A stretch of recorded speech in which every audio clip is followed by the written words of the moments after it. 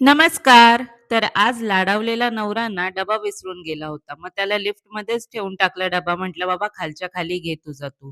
आणि 2 भोवळ्यांच्या मधोमध बरोबर जिथे तात्या विंचूला गोळी मारली होती, तिथेच मला आलाय पिंपल. पण तरी स्किन केअर आणि शायनिंग थांबली नाही पाहिजे, ते जोरात.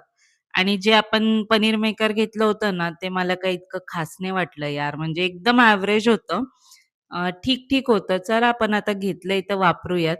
आणि मी मागे जसं दाखवलं होतं ना पंपकिनचं सूप, तर मी आज आहे ना पंपकिनची खीर किंवा हलवा असं म्हणूयात आपण, तर ते मी बनवलंय.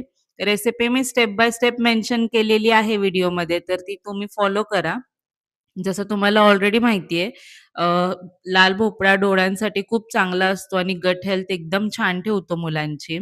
आणि मेन म्हणजे ॲसिडिटी कंट्रोल करायला पण लाल भोपळा वापरतात कूलिंगसाठी वगैरे.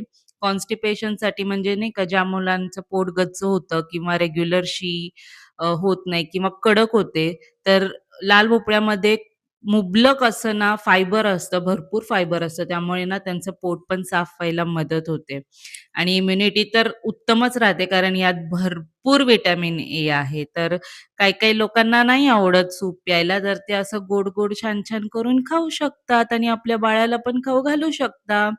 याच्यामध्ये मी ऑलरेडी ना आयर्नसाठी खजूर टाकलेला आहे.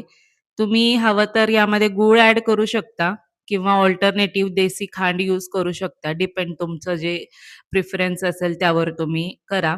अगदी 20 मिनिटं लागली ही रेसिपी बनायला.